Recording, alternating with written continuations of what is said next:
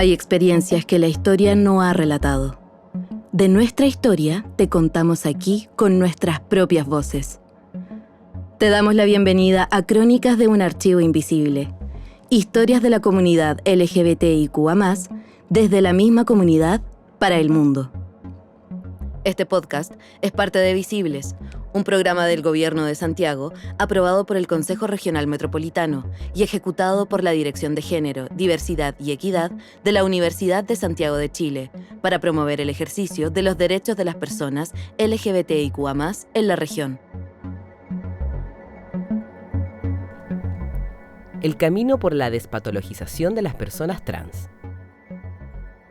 El pasado 21 de octubre, y hace ya unos 8 años atrás, se conmemora mundialmente el Día Internacional de Acción por la Despatologización de las Personas Trans.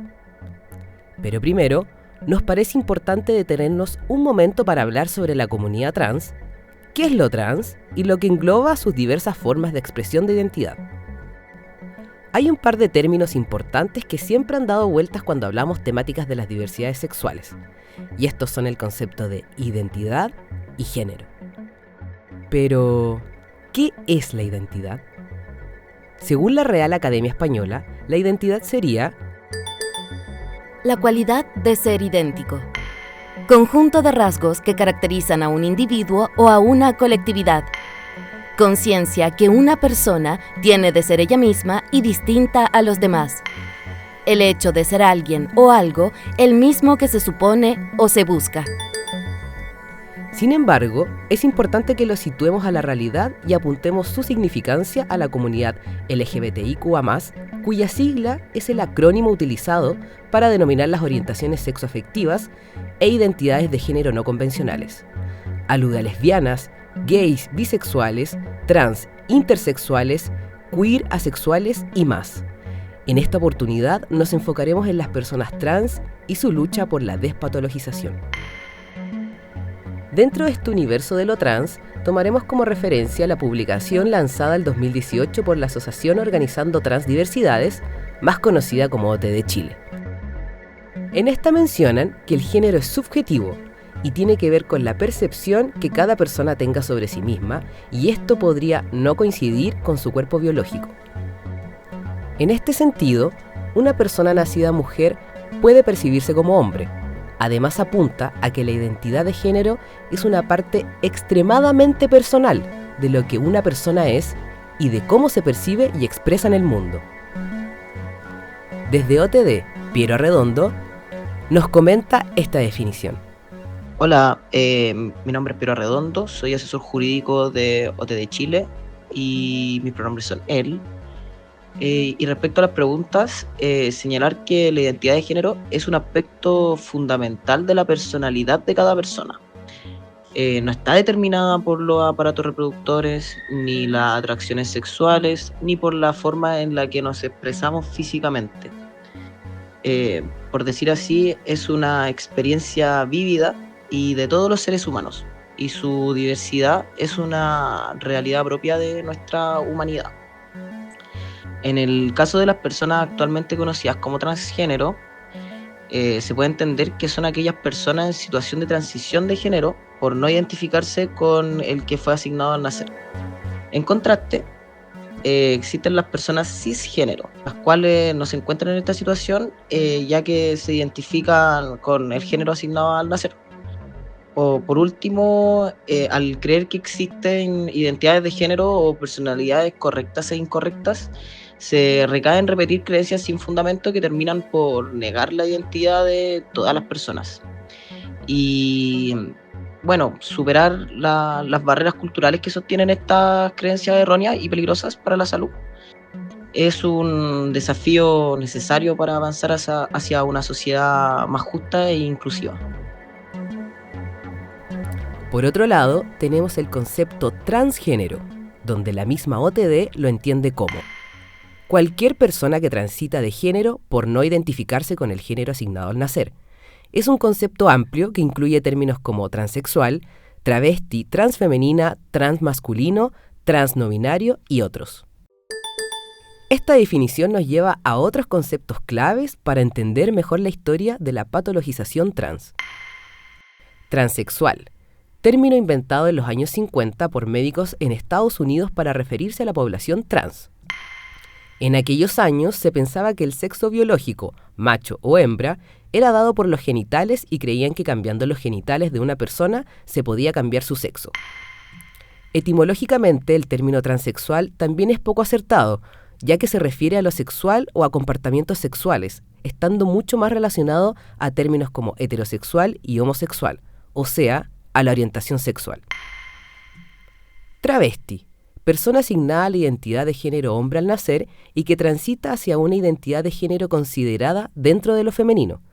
Las travestis reivindican su derecho a ser travesti, no necesariamente quieren ser mujeres. Es una de las primeras identidades trans que surge en el mundo occidental y que aún se mantiene sobre todo en las clases sociales más vulneradas. Transfeminidades, personas asignadas a la identidad de género hombre al nacer y que transitan hacia una identidad de género dentro del espectro de lo considerado femenino. Las formas en que se identifican pueden ser mujer, mujer trans, transfemenina, transfemenina no binaria, travesti. Transmasculinidad, personas asignadas a la identidad de género mujer al nacer y que transitan hacia una identidad de género dentro del espectro de lo considerado masculino.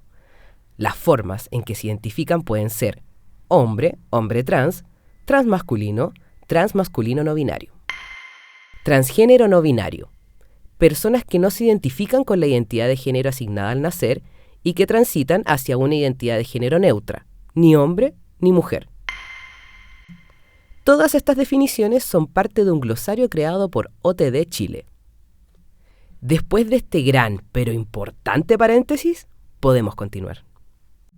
La transmasculinidad siempre ha existido y hay una fuerte lucha para mantener esas identidades más presentes que nunca. Desde Memoria Transmasculina, una organización que promueve el reconocimiento, la visibilidad y memoria de las transmasculinidades, Gato, activista audiovisual transmasculino, miembro de Memoria Transmasculina y organizador del encuentro plurinacional transmasculino y no binaria FAN, asignada de femenino al nacer, nos plantean su visión y cómo muestran su existencia al mundo. Bueno, como igual para empezar a definir un poco lo que es el concepto de una transmasculinidad, tenemos que entender que igual el concepto de transmasculino, transmasculine, podríamos decir que es algo relativamente nuevo, muy como de la última década, un poco más. Ya que igual antes no había muchas formas de nombrarnos, no había tantos referentes, tanta visibilidad que nos diera como facilidad como para decir, claro, esto soy yo. Además que el concepto transmasculino también se posiciona un poco más desde lo no binario, ¿no? Muy distinto como a lo que podríamos decir que es un hombre trans, por ejemplo. Yo por mi parte no me identifico como un hombre, me identifico como una persona que habita la masculinidad, como una persona que desde el no binarismo se identifica y se expresa de tal manera que transiciona hacia esta masculinidad, valga la redundancia. Y una vez hablando con las chicas de Memoria, me acuerdo que estábamos analizando como qué era el ser transmasculino para cada uno, y yo recuerdo haber dicho que para mí mi propio tránsito, mi identidad se basaba en cómo yo me sentía cómodo con mi propia masculinidad, en cómo yo la expresaba, en cómo yo decidía que se viera. Para mí ser transmasculino es expresar mi masculinidad como a mí me plazca.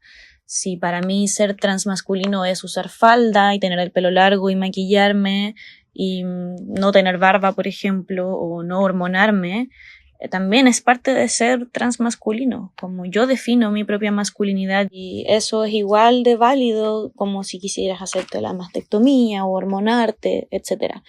Las identidades y expresiones transmasculinas son muy diversas, son muchas, y eso es lo que también creo que enriquece mucho la forma en la que nos definimos. En el último tiempo hemos gestionado hartos encuentros como en picnics, el encuentro plurinacional transmasculino, jornadas de piscineadas, etc., donde he podido ver muchas expresiones, muchas diversidades transmasculinas que me inspiran mucho, que se vuelven mis propios referentes, que me ayudan mucho a verme representada en otros y decir, esto también es ser transmasculino, esto también puede ser una identidad masculina. Me ha llevado también como a entender que los pronombres también a veces no dicen nada, como desde donde te nombras también puede solo significar que eso es lo que más te acomoda, pero tu identidad puede seguir siendo otra, tu orientación, muchas cosas, son tantas las posibilidades que enriquecen mucho el encontrarte dentro de corporalidades, de no binariedades. Y a lo largo del archivo, a lo largo de todo lo que ha venido haciendo memoria los últimos casi 5 años, hemos ido identificando como esos lugares donde se habita la masculinidad, una masculinidad muy diversa, muy hermosa, muy amplia, y que ha permitido también encontrarnos dentro de los lugares donde no hemos sido nombrados y que cada día estamos siendo más nombrados, más visibles, y creo que eso es como principalmente el trabajo de memoria, como trabajar en esa visibilidad, darle ese espacio, en registrarlo, en archivarlo y volver a decir como estamos aquí, siempre hemos estado acá y vamos a seguir estando. Tal como lo planteamos al principio, cada 21 de octubre se conmemora la despatologización trans de manera internacional. Por ende, se entiende que esta fecha es un hito importante para los derechos, el respeto y la libertad de las personas trans en el mundo. ¿Y por qué? Entonces, ¿qué es la despatologización? Partamos al revés. Mejor expliquemos qué es la patologización y por qué es importante que haya sido revocada por la OMS para la población trans. Según el estudio de género de la Universidad Diego Portales llamado Despatologización Trans, preguntas frecuentes y de las otras también, la patologización es el proceso de identificar un rasgo físico-mental, un hábito, una práctica, un modo de vida a una persona, población o conjunto numeroso de personas como enfermos, en comparación con rasgos, hábitos, prácticas y modos de vida de otros grupos humanos identificados como sanos. ¿Y cuáles son las principales consecuencias de la patologización a las personas trans? Según el mismo estudio que recoge las indicaciones de la Acción Global por la Igualdad Trans y la campaña internacional llamada Alto a la patologización trans, las principales consecuencias van desde la estigmatización y discriminación al sometimiento de exámenes físicos y mentales, justificando tratamientos no consensuados, excluyendo a las personas a su derecho a la salud, además de contribuir a la internalización del transodio. Y este revocamiento es dado por la OMS, o sea, la Organización Mundial de la Salud, un organismo de las Naciones Unidas que se encarga de la salud y la seguridad a nivel mundial. Su objetivo es que todas las personas tengan el mejor nivel de salud posible. Y es que patologizar a una población en particular es segregarla, discriminarla y someterla a acciones violentas en desmedro de sus derechos como seres humanos. No solo es problemático este sometimiento obligatorio a las personas trans, ya que este marco las discrimina en el acceso a la salud y arriesga la posibilidad de acceder a tratamientos como el reemplazo hormonal, cirugías o modificaciones corporales que refuercen la perspectiva de terapia afirmativa, entendiendo que no todas las personas trans buscan operarse para lograr su transición. En el año 2021, el estudio Percepción de la atención de salud de personas transgénero en profesionales médicos y médicas del norte de Chile, publicado por la revista chilena de Obstetricia y Ginecología, arrojó como resultados que el 84% de los y las profesionales no ha tenido durante su proceso de formación universitaria alguna clase o charla sobre el manejo de un paciente transgénero. A su vez, y a pesar de que la gran mayoría estaba interesado o interesada en recibir información, cerca de un 96% aproximadamente, el 18% no está de acuerdo con el uso de recursos de la salud pública para la atención de la transición de un género a otro. El 12% de los encuestados no apoya el tratamiento hormonal en menores de edad. Como podemos darnos cuenta, no hay un veredicto unánime y las ansias de querer saber más información no se traduce necesariamente a aceptar un procedimiento respetuoso y con enfoque de derecho. En el mundo médico existen circulares que podrían orientar las prácticas y formas en cómo el personal de salud debería tratar con personas trans al momento de la atención. ¿Qué es una circular y cuál es su importancia de esta en los servicios de salud? Hola, mi nombre es Natalia Riquelme, yo soy médica cirujana de la Universidad de Concepción. Soy especialista en salud pública y MBA en salud de la Universidad Andrés Bello y soy máster en salud digital de la Universidad de Chile. Actualmente realizo atenciones de salud a chicos, chicas y chiques trans en mi consulta particular que pueden encontrar en mi Instagram @doctora.natiriquelme. Las primeras circulares emitidas fueron la 34 del 2011 y la 21 del 2012, en el cual se explica qué es el concepto de transexualidad y desde el punto de vista práctico se instruye a las instituciones de salud a tratar y llamar a la persona por su nombre social, aunque no haya hecho el cambio de nombre legal, entendiendo que no existía la ley de género para ese entonces. En estas circulares se recomienda además el uso del nombre social en paréntesis, ya sea los registros en papel o electrónicos. Sin embargo, ya han pasado 14 años desde esa instrucción y no ha habido ningún avance en el uso de un campo especial, al menos en el soporte electrónico, para poder utilizar el nombre social.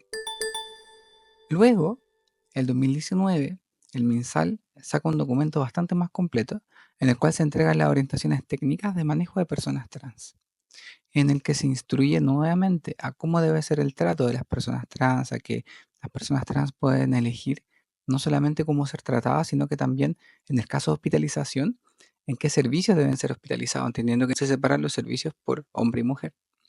Además, incluye definiciones como el del sexo, género, el nombre y uso de nombre social para quienes no han podido hacer el trámite de cambio de nombre por la vía legal. Sin embargo, el que existan explícitamente los campos de sexo, refiriéndose al sexo biológico, que para fines prácticos se define en hombre, mujer e intersex, y de género, en el cual aparece femenino masculino, no resuelven un potencial problema de discriminación que podamos sufrir las personas trans, puesto que, dado la instrucción de esta circular, podría aparecer un documento como resultado de un examen laboratorio en el que aparezca un nombre claramente femenino y el sexo diga hombre. ¿Ya? Me parece que, a pesar de que es un documento con buenas intenciones, ya 5 años desde su salida debería de formarse una nueva mesa y actualizar esa instrucción. Posteriormente, el año 2022 se emite la circular número 5, que es principalmente para incluir a niñas y adolescentes trans dentro de las recomendaciones de manejo a nivel de las instituciones de salud. Importante destacar que solo en el documento del 2012, hace 12 años, se hace referencia a la Guía Clínica de Manejo de Personas Trans, la cual se basa en los primeros documentos de la UIPAT, primeros años de la década de los 2000, en el cual el concepto de persona trans es súper patologizante y se describen requerimientos que hoy no están descritos, como por ejemplo la experiencia de vida real, como requisito para iniciar el tratamiento de reemplazo hormonal. Y otros requisitos más estrictos para la cirugía de reasignación genital, como por ejemplo 2 años al menos de tratamiento de reemplazo hormonal, cuando hoy se sabe que eso ya no es necesario. Para las personas trans, vivir experiencias degradantes y violentas en centros de salud asistencial o medicina general significa alejarse y no querer tomar tratamientos que refuercen de manera positiva su existencia. Y este no es un detalle menor, al contrario. ¿Son realmente efectivas las circulares? Me parece que los documentos van en una buena línea, que se han ido actualizando respecto a la normativa legal con el paso de los años, que entregan lineamientos que parecen de sentido común, pero que hoy, al 2025, es necesario seguir educando a las personas. Cuando una persona trans no tiene cabida dentro de los servicios básicos que como seres humanos tenemos el derecho a solicitar y exigir, como lo es la salud, la sensación de agobio aumenta ya que no te sientes parte de una sociedad. Según el estudio Análisis temático de la ENSEX 2022-2023, Enfoque en la salud, educación sexual y experiencias de violencia en la población LGBTIQA+, desarrollado por Fundación Todo Mejora en colaboración con Acción Gay, Intersexuales Chile, OTD y Rompiendo el Silencio, se observó que el 23% de las personas trans y no binarias presentan sintomatología ansiosa, mientras que el 28,6% muestra sintomatología depresiva. Ambas cifras son más altas que el de las personas cisgénero, que presentan un 16,1% para la ansiedad y un 16% para la depresión, con diferencias estadísticamente significativas en cuanto a la segunda sintomatología. Hablamos con Franco Fuica, socio fundador de OT de Chile, activista trans de expresión masculina desde hace ya casi 20 años, trabajando por las comunidades trans y haciendo comunidad trans. Porque todo el mundo espera y todos esperamos ser respetados en quienes somos. Cuando no nos respetan, sentimos dolor, molestia, incomodidad. Y eso, cuando es repetidas veces, va generando sensaciones de inferioridad, de mala autoestima, de una autoimagen que nunca vamos a poder lograr lo que queremos. Tiene un montón de consecuencias negativas que una persona no sea respetada en su identidad, teniendo en consideración que la identidad es uno de los elementos primordiales de cualquier ser humano. Y claro, en el mundo que vivimos, a las corporalidades, a las identidades le colocamos un género, masculino, femenino, no binario, pero siempre hay una forma en la cual nos referimos a nosotros mismos y a otras personas. Hacerlo de manera respetuosa permite que las personas puedan desarrollarse adecuadamente, puedan desarrollar sus ideas, sus sueños, puedan crecer, puedan progresar de las distintas formas y como se quiera pensar incluso. Cuando eso no ocurre, lo que nos sucede es que empezamos de alguna forma como a degradarnos como personas. El mismo estudio arrojó otras estadísticas preocupantes, y es que lo grave de tener estos resultados con respecto a la salud mental de la población trans es que está mayormente propensa al suicidio. Del total de personas trans y no binarias, cerca de la mitad declara haber pensado y o planeado el suicidio, con un 41,6%, con una diferencia estadísticamente significativa de la población cisgénero, que arrojó una cifra de un 16,7%.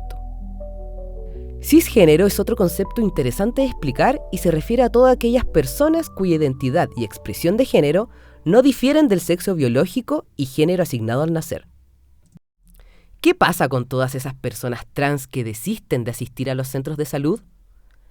El mismo estudio arrojó que son las personas trans y no binarias las que reportan haber sufrido más episodios de violencia en comparación con personas LGBTIQA+ en las mismas categorías.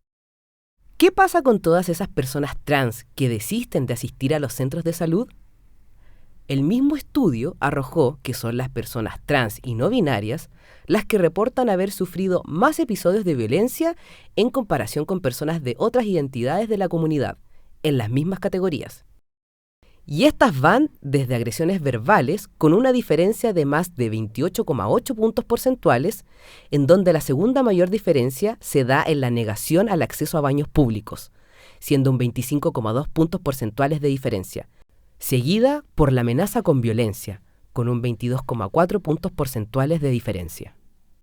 Lola Quesada, actriz, activista trans, perteneciente a la Mesa Salud Trans para Chile, nos comenta lo siguiente. Pensar en el día de la eliminación de la patologización hacia las personas trans es pensar en la angustia de acercarse siquiera a un servicio de salud, ya sea público o privado, y eso no tiene que pasar. El sistema sanitario debiese ser un sistema integrador en ese sentido y no es así. Entonces, también estamos a la espera de los resultados de lo que fue la consulta pública, de lo que posiblemente puede ser una política nacional de salud trans que establezca y garantice el acceso universal y tener fondos que sustenten ese plan nacional, ese programa con prestaciones específicas de salud. Eso es lo que espera la comunidad. Y aquí juegan un rol fundamental las organizaciones a nivel nacional. Por eso la articulación de Salud Trans para Chile se sustenta en el movimiento. Es un movimiento Salud Trans para Chile, donde todas las personas en todos los lugares, en todos los territorios, levantan esta temática como una urgencia dentro de sus propios contextos, digo. Entonces el rol aquí es fundamental de las organizaciones, de los activistas, y debe ser escuchada la voz de los activistas. Se exige una respuesta del Ministerio de Salud con respecto a lo que fue la consulta pública, que esto fue en abril. Es demasiado el tiempo de espera y la comunidad no puede seguir esperando. La despatologización es un hecho simbólico y que sí contribuye a que la población trans pueda acercarse a ejercer libremente sus derechos. Porque actualmente, y a pesar del avance, el camino no termina. Según la perspectiva señalada por OTD, si analizamos bien las clasificaciones de disforia de género y discordancia de género que aún se mantienen presentes en los manuales DSM-V y CIE-11 respectivamente, veremos que los supuestos síntomas de estas patologías siguen aludiendo a los mismos estereotipos de género y narrativas que se usaban para diagnosticar el transexualismo y el trastorno de identidad de género antes del 2018. Algunas de las actuales demandas con respecto al camino de la despatologización, según el estudio Despatologización Trans, Preguntas Frecuentes y de las otras también, de la Universidad Diego Portales, son: identificar la conexión entre patologización y distintas violaciones a los derechos humanos, analizar las diferentes maneras en las que se patologiza, documentar violaciones a los derechos humanos basadas en la patologización y proponer formas adecuadas de reparación para esas violaciones. Eliminar referencias patologizantes en manuales diagnósticos tales como la CIE, Clasificación Internacional de Enfermedades, o el DSM, Manual Diagnóstico y Estadístico de Enfermedades Mentales. Proponer abordajes no patologizantes a la atención de salud. Promover el reconocimiento del derecho a la salud y a la atención sanitaria desde un marco de derechos humanos y sin necesidad de un diagnóstico psicopatologizante. Contribuir a la aprobación de leyes que garanticen el acceso a derechos humanos, entre ellos el derecho al reconocimiento legal de género, sin requisitos patologizantes. Trabajar hacia la despatologización de la diversidad de género en la infancia. Y por último, sumar a más activistas a la lucha por la despatologización. Podemos contribuir desde nuestro lugar para forjar una realidad de acompañamiento afirmativo para las personas trans. Acabas de escuchar Crónicas de un archivo invisible. Historias y hechos relevantes para la comunidad LGBTIQA+, desde la comunidad para el mundo. Para escuchar más capítulos como este, suscríbete a nuestro podcast en tu plataforma de audio favorita y sigue las actividades del Programa Regional Visibles en las redes sociales del Gobierno de Santiago o de la Dirección de Género, Diversidad y Equidad de la Universidad de Santiago de Chile. Este podcast es parte de Visibles, un programa del Gobierno de Santiago aprobado por el Consejo Regional Metropolitano y ejecutado por la Dirección de Género, Diversidad y Equidad de la Universidad de Santiago de Chile para promover el ejercicio de los derechos de las personas LGBTIQA+ en la región.